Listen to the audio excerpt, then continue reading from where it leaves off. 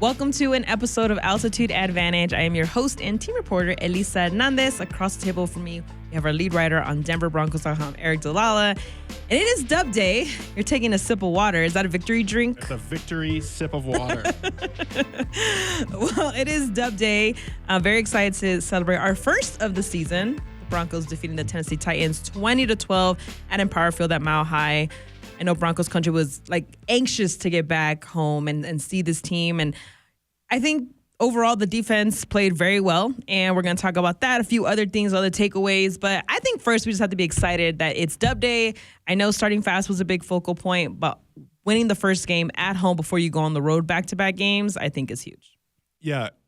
And listen, I know that there's concern a little bit from Broncos fans about the way the offense looked. And I think first, we'll get in more of the offense, but after going back and watching it, they were closer, I think, than maybe the final score indicated to scoring more points, to making this look like a much more comfortable win. Yeah. Now you could argue the same thing on the other side, that if the defense doesn't play as well, that this could have been, the Broncos may not have won this game. So I think it goes both ways, obviously. But I would say big picture, yes, there has to be that recognition that you still won the football game. Yeah. And that doesn't mean there can't be concern. That doesn't mean there can't be hopes that things get better in week 2 and beyond, because I think that's important. Sean Payton mentioned after the game and again on Monday the importance of moving on, making corrections. But let's not lose sight of the fact that the Broncos won the football game and that they are 1-0 for the first time since 2021. Yeah. And it doesn't always have to be pretty, doesn't always have to be perfect. There are good players on the other side of the ball too. Mm-hmm. And this is a league where if you can find wins when you're not playing your best or you're not executing exactly the way you want to, that's a big deal at the end of the season. And Sean Payton talked about, listen, division games, we talk about them in a way that, hey, maybe they're a little bit bigger, more important, whatever you want to say. But at the end of the year, when you're tallying them all up and you're counting them all and you're deciding who wins the division, who's what seed, they all count the same. And I think we often look back, I have over past years as the Broncos have fought for the playoffs. And or you look at other teams like Cincinnati last year, for example, we talked about, hey, they didn't look great. They had big expectations and lost to a New England team that struggled a year ago. Those are the games that matter, that at the end of the year, you're like, gosh, how did we lose that one? And so the fact that it wasn't perfect, Broncos had 4 turnovers, and yet they still won, that to me signifies, okay, this team is pretty good here and can pick itself up when one side of the ball is not maybe firing on all cylinders. And it was the first time in 33 years that the Broncos had 4 turnovers, scored 20 or fewer points, and still won. So it hasn't happened in the NFL in 4 years. And so it's difficult to win when you lose the turnover margin, and yet the Broncos still found a way to do it. So that to me is if you want a positive outlook, hey, things weren't great, and yet with the exception of maybe that really a one-play stretch where Cam Ward and the Titans had the ball after the muffed punt, it wasn't like you were in danger, right? It wasn't a comfortable win, but yet even with all those mistakes, the Broncos still found a way to get it done. Yeah, give me a flashback to that Jets game in the rain and where things just really weren't going the way that we thought they were going to go, and then they somehow managed to get a win in that game on the road. And I think being at home after the game, John Franklin Myers mentioned, sometimes the debrief is more valuable than the game sometimes, what you learned during the game. Because the debrief, you get to get different perspectives of what other guys saw out there, and you're able to kind of correct those mistakes sooner than later. And that's what pretty much every guy was talking about in the locker room, was just, yeah, this was good. It's good to win, even if they're not the prettiest. But you also want to be known as a team that can wear other teams out and be able to get the win and be able to learn from it and work on things. And it's game 1. And I think, head coach Sean Payton did mention it too. It's hard to get wins in this league. It's not easy. And I think reiterating that over again, this season's going to be, every team is going to play you that much harder, knowing what the Broncos accomplished last year. Yeah. And it's week 1. And that means that you don't really know exactly what you're going to get. You don't know exactly what you're going to look like. What are your strengths? What are other teams' strengths? Yeah. I think we mentioned this last night. You now have a week of film on Daniel Jones and the Colts. You now have a week of film on Lou Anarumo's defense in Indianapolis. And both those things, you also have a week of film on yourself. And you can say, okay, here's what we did well. Let's do more of this. This has to get corrected. I think when Sean Payton says, hey, these first 3 or 4 weeks of the season are really important from a development standpoint, from a getting better standpoint. Fans can, and media alike, can tune that out to some degree and be like, okay, well, yeah, we're just going to be great right off the bat. I think and Sean Payton has been in this league a really long time. He knows what he's talking about. He just passed Mike Shanahan and is tied for the 17th most wins in NFL history. He knows what he's talking about here. Yeah. And we really saw the last 2 years that the Broncos, after, say week 4, week 5, that's when they hit their stride. And so maybe things aren't perfect in week 1, but if you're still able, as you can hear, we're working on building the building as this is going on. It's a work in progress, right? Very nice. Very nice. Yeah, there's the tie-in in case people hear jackhammering above us. But say this team, the last couple of years, really hits its stride in a few weeks and uses these weeks to get better. Yeah. Then if you can still win football games kind of in the meantime in this few week stretch where you're figuring things out, that's a good sign in my opinion. And so that's why I'm not too concerned. I think that, if this is something that for weeks and weeks and weeks on end happens, okay, that's one thing. But also, but that's not where we're at. And I do think, Sean Payton talked about, hey, a lot of personnel groups coming in and out. Does that take time to adjust to? And, he talked about being more committed to the run game. He talked about calling certain plays for Bo Nix that help him avoid those mistakes. So it's kind of this period where you're figuring things out. And yet, while you're figuring things out, the fact that you are 1-0 matters. And yesterday, Elisa, we saw it around the league. Cincinnati really struggled playing against a Cleveland Browns team that that many people don't have high expectations for. Without those 2 missed field goals, they lose that game. Right, and then there's, I'm sure you could point at the Texans, for example. They lost to the Rams. I'm sure they'd rather win an ugly Week 1 game than lose. The Chiefs obviously lost to the Chargers and bottom of the division. It's a factual statement. That's true. I think in the grand scheme of things, Week 1, when you are so uncertain of a lot of stuff going into a game, the fact that you still got to win is a big deal. Yeah, and for a second, I do want to just give credit to Broncos country because it was loud. And, I talked to Talanoa Hufanga after the game, and he's like, look, there was times where I was struggling to hear the play call. He's like, but that's what I want. That's how loud I want it to be. And he was like, and at times, we really did feed off the crowd. RJ Harvey said the same thing. He was like, they kept us motivated throughout the entire game. There was a weird weather delay that kind of hit at the perfect time at halftime. We only got delayed in a couple minutes, but the guys really said they appreciated how loud Broncos country was. And I think, head coach Sean Payton did mention protecting home field is really important, but also the fans buying in, and even with the struggles and the turnovers, remaining strong, remaining in their seats. I think that was another big, just moral part of what this team loves and obviously wants from the team. Yeah, you've got to be good at home, and you needed this win, right? Yeah. And again, I said it earlier, you don't want to get to week 17 and 18 and be battling with the Chiefs and Chargers and Raiders, potentially even the way they looked on Sunday for the division. And it's a week 1 loss to Tennessee has put you in a tough spot. Or you don't want to be, hey, maybe you could be the 3 seed instead of the 4 seed, or the 2 seed instead of the 3 seed, or, you're battling for a wild card spot. You don't want to let an ugly win turn into a loss that can hurt you down the stretch. Yeah. And Mike McGlinchey said post game, there's a quality to teams about winning ugly. And I think that last year, we talked a lot about, hey, their wins were convincing wins, and they beat, I think, 9 of their 10 wins, I believe, were by 8+ points, and I think 7 or 8 of them were by double digits. They weren't really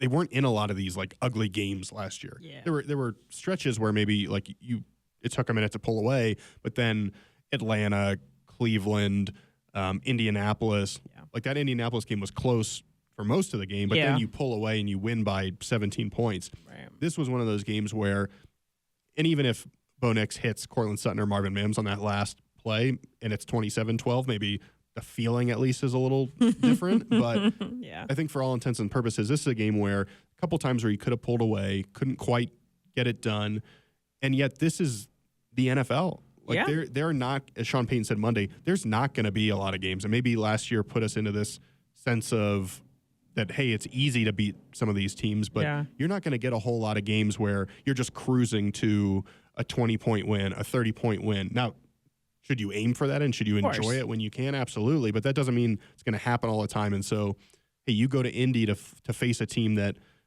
just ran away with it against the Dolphins. You might need to be ready to be in a tough one-score game down the stretch. And so I do think there's a benefit to being able to win this type of game as opposed to, hey, you know, the fumble happens, the Titans get the ball down at whatever it was, the 25-yard line. Yeah.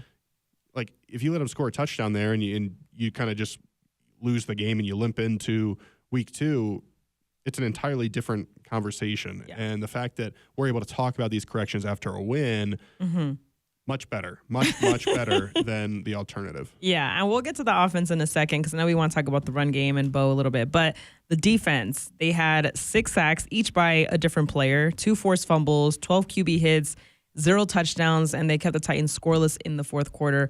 I mean, just the performance they were able to put on to really help out this team secure this win was massive. And I think they're also picking up a little where they left off last season. Yeah, 5 drives, I believe, for the Titans that started in Denver territory, 9 points off those 5 drives. And one of those drives That's an insane stat. was a long kickoff return. It is insane. I mean, it's just really impressive. One of those drives was a kickoff return that they didn't run an offensive snap afterwards. So basically, in 4 drives, you give up 6 points, 2 field goals. The Titans, I think I saw a stat in -2 net yards in the second half. Again and again, the Titans had the ball with either the lead or the chance to go take the lead, and the defense just rose to the occasion. And you're right, the pressure was impressive. Talanoa Hufanga was flying around. Sean Payton talked about him playing really well and kind of his energy, his approach being contagious. He's a missile trying to find that ball. He's just trying to make a play and just trying to knock the ball out. It doesn't matter who it is or where he is on the field. He will chase it down. Yeah, he was really impressive. I thought one of the guys that stood out from yesterday's win, Pat Surtain, thrown out 1 time and 1 pass breakup. That's pretty good. I mean, this guy. What can you say about this guy? He erases half the field. Yeah. And clearly Calvin Ridley was a guy that Cam Ward wanted to get the ball to. He tried to late in the game. But when Pat Surtain was on him, he just didn't even look at him. Yeah. And so that'll be another valuable thing this week against Indianapolis. But Surtain was really good. I thought Riley Moss on the other side, I thought he was really good as well. There was a deep pass, I think it was in the third quarter, where Cam Ward on 3rd down looked deep. Riley Moss, perfect position. There was some contact there. They were kind of hand fighting a little bit, and he knew where the line was to not draw the penalty, but to break the pass up. Again, if they complete that pass, they're in scoring position. So that was a big play from Riley Moss. I thought he rose to the occasion. Jaquan McMillan, Broncos draft Jahdae Barron, and he had a nice game too, I thought. Yeah. But like you draft Barron, and it's like, okay, well, he's going to take the starting job. And the way that J-Mac has kind of risen to the occasion there, a big strip sack to really ice the game. You could go around really each of these guys and be like, they had a strong day. Justin Cernad filling in for Dre Greenlaw, who it's worth noting that Sean Payton said we're going to see him sooner rather than later. That was a nice update. I thought encouraging there. But yeah, this defense, I don't want to say that it's like, it's almost quiet, or it's like, I can see that. Like you almost don't realize what you're watching. And maybe it's just that I've gotten so used to seeing how they play that when they do give up a field goal drive to start the game, I'm like, man, what's going on? You know, like it's just the expectations now and where they are.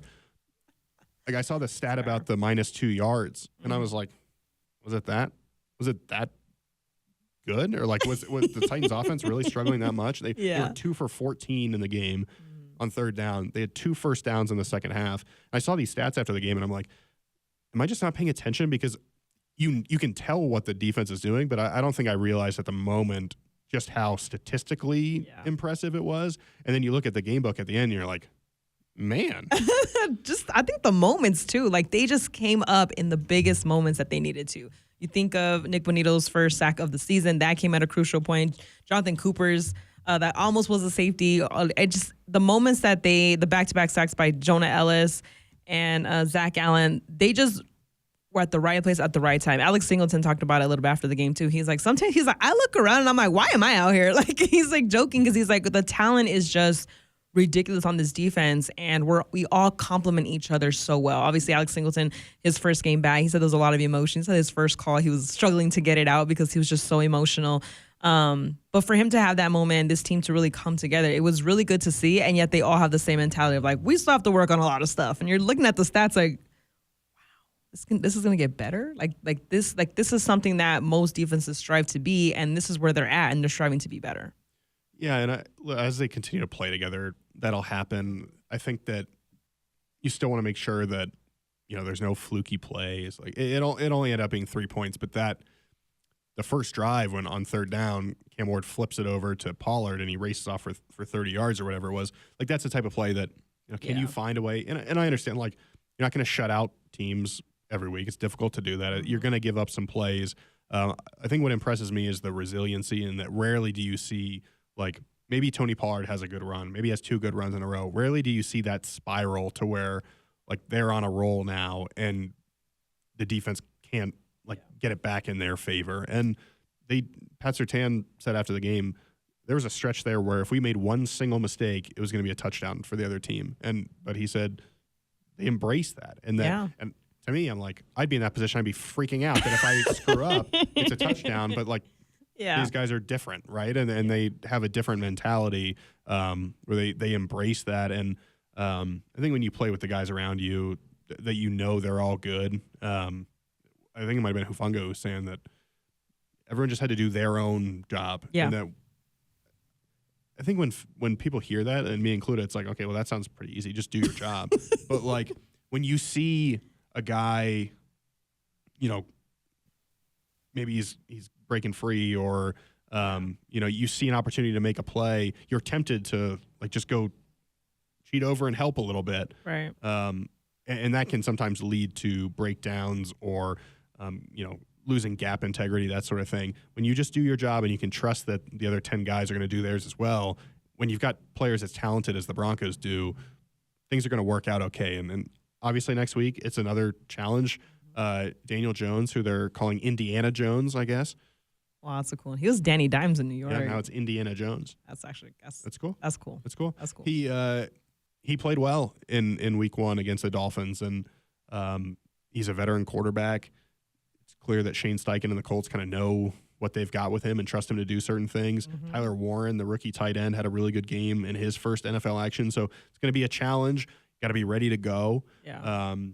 You're not going to have the benefit of the crowd noise at your back next week, so it'll be another test. But I think this defense certainly showed potential to be one of the league's best. Now you got to keep it going. Yeah, and I think the offense knows that it's now their time to really step up. Mike McGlinchey talked about that after the win on Sunday. He said, like, we really didn't get in any kind of rhythm where we let drives really stretch out, and that's something we have to do better. He's like, our running backs did great. He's like, but it's a privilege to run the ball, and we have to do better so that we can unleash them. I mean, we got glimpses of it. I mean, R.J. Harvey and J.K. Dobbins, the stiff arm that Dobbins had was just vicious. And then you have RJ, so much has been talked about his vision. He gets a cut, and the next thing you know, he's gone for 50 yards. And I think one of the things that they both talked about was just the patience, like needing to be patient with when they're going to strike and when they're going to make their move. And RJ said he was on the sideline. A few guys came up to him telling him, like, you have to enjoy it. You have to find your moment, be patient, but when it's there, take it. And I think they both did a good job about that. I asked Hufanga about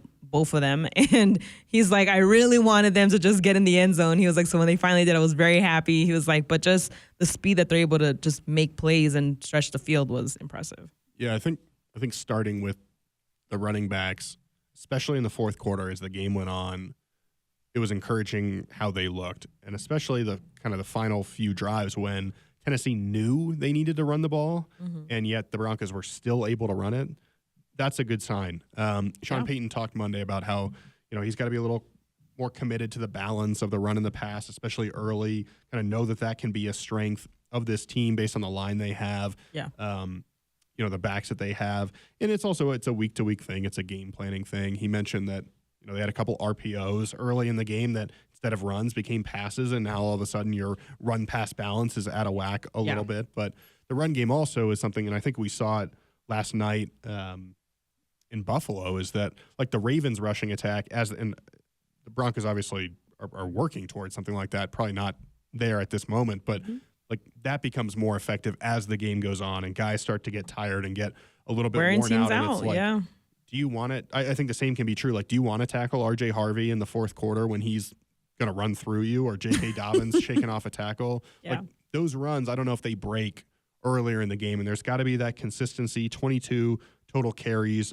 for the running backs in this game. I would imagine you want that to be a little bit higher, especially in a close game. And Sean Payton mentioned that too, that this was not Buffalo, Baltimore, where it's, touchdowns on every drive and it's 41-40. Like there's a little bit more of this was a low scoring game, and every game develops differently. But I think you saw signs of what the running game can be. Now it's just, can you commit to it earlier? And I get it. I think it's difficult to some degree. Like if you get 3 yards with a run, and then you can gain 15 yards with a completed pass, even I don't want to say a simple pass, but like a rollout, and you get it to a guy moving. We saw some, like the first drive. Yeah. I was like, man, this offense looks great. And I know it settled in a field goal because of a penalty, but you had Bo moving out. He made a couple of really nice throws, looked in command. And so I get it that it can be hard to like choose that 3-yard gain over the 15-yard pass, but I think those 3-yard, 4-yard games become 5, 6, 7 later. Can you break one for 50? It was the longest run by a Denver Bronco, I think, since 2022. It was the longest run by a rookie since 2018. And so, and then J.K. Dobbins' run was the longest touchdown run by a running back in several years as well. And so I think since 2021, maybe, which is just kind of hard to believe that the Broncos haven't had one of 20 yards since then. But it's going to be a week-to-week thing, and there's going to be some teams that you can run the ball on better than others. Yeah. But I do know that the Broncos want this to be part of their identity, and so it'll be interesting to watch moving forward. They've got the backs, right? Like I think we saw from Sunday's game that those guys have some juice, and so now how do you – and the other thing is, in the passing game, like there were a couple plays where if you can just connect on a screen to Bidet, or there's not a holding call, like there was one where Bidet, he's probably in the end zone, right? Like there were some opportunities there. And so again, it's there's things to clean up, much better to do it after a win. And now you get to the point where with him and Bo, who we'll talk about in just a second, it's now about how do you get better? Yeah, and then that's the thing. Like you still have Jaleel McLaughlin too. So like there's so many other like you said, we have the backs for it, and I think it's just a matter of getting ready to utilize that the best that you can to translate that into wins. But with Bo, I mean, after the game, you said that he mentioned just about maybe being too aggressive at times with some of his throws and finding a way. He needs to be a little more patient at times. But what were your takeaways not only from his performance but his post game? Yeah, I thought that. Well, a couple things. One, like he said, I got to be better. I got to improve.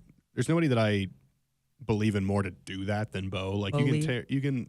That's true.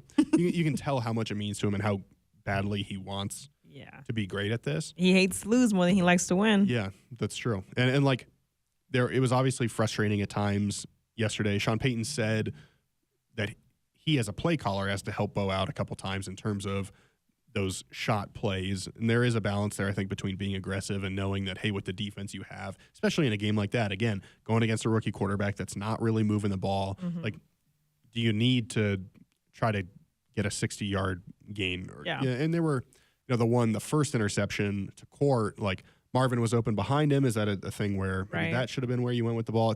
I don't know. It's easy to second guess than in the moment be hindsight's 20/20 for sure. Right. Then to say, like, here's where to go with it. But I thought he answered the questions well, and I'm sure will work this week. I also think as you get into a rhythm of the week, and like week one's interesting because you've got so much time to prepare that when you get into a normal week and you're able to make those corrections, see what, hey, here's what defenses are going to try to do to me in year two. Here's how I can respond to that. I think that matters. I do think like watching the game back, I said this at the top, it was closer than I think people realize to being like really good. There was a really nice throw. I think it was on the first or second drive where he moved outside the pocket, found Cortland Sutton. It was this off-platform throw. It was beautiful. And Poetry in motion. it was great. And like Ben Powers was called for a holding call that it was probably the right call. But if he has that, now all of a sudden you're in Titans territory, right? Like there's a moment here, a moment there where, I mentioned the screen pass. Like if he completes that, it's a touchdown. You're up. Maybe the game gets a little more opens easier. up a little bit. There is an element of like, hey, when you're in these close games, I think it can be difficult because you're not like it's easier to play with a win, obviously, or excuse me, with a lead, obviously. So I think as I watched, there were some moments that were close. That were, there was one moment on a third down. Bo expects Lucas Kroll to settle.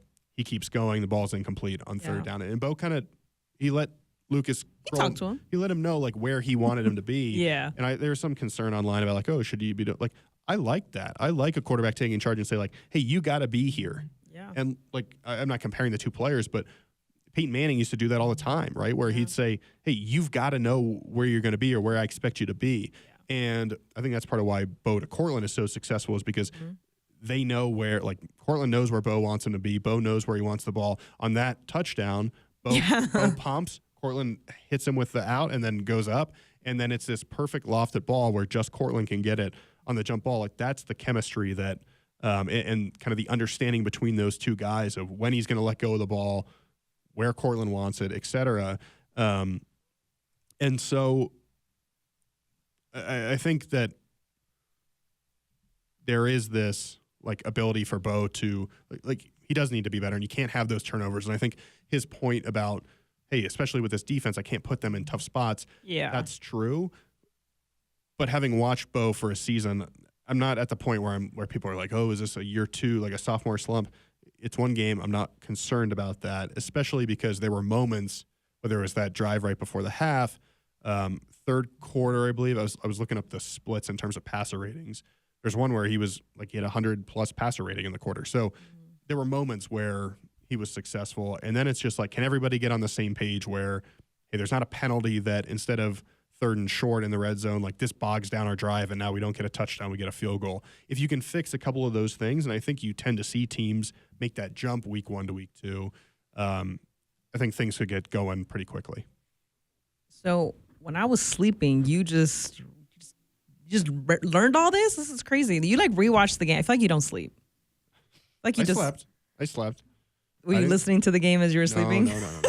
You gotta put it away. No, I'm just saying I'm just saying, and I say that because when you talk about the chemistry, like I feel like when you watch a game, you have to have the vision to be like, okay, what did I miss when I was watching it live? What did I miss when that I didn't see it when the broadcast shows something different that maybe I didn't see? So I think when you have all these takeaways, that's always good to know. And I poke fun because when I look at the chemistry that you talked about with Court and Bo, that's what Troy has been working on all training camp. And that's a big focal point for him, and understand like that's how I elevate my game, to understand where Bo needs me to be, to know where I'm going to be needed, and to be that guy that's going to bring that ball down when I am trusted on that play. And I think every guy kind of, as Huff said, like he told me, he's like, it's not my job to make an impact. It's my job to just do my job. And the impact comes naturally because, well, he's really good at his job. So I think when you look at the overall picture of what this team was able to do yesterday, it kind of echoed a little bit last year when like the defense would say like, hey, like sometimes we do have to pick up the offense, and there's going to be games where the offense has to pick us up. Like it goes both ways, like, and it just week to week. And this Sunday, this is how it played out. Yeah. And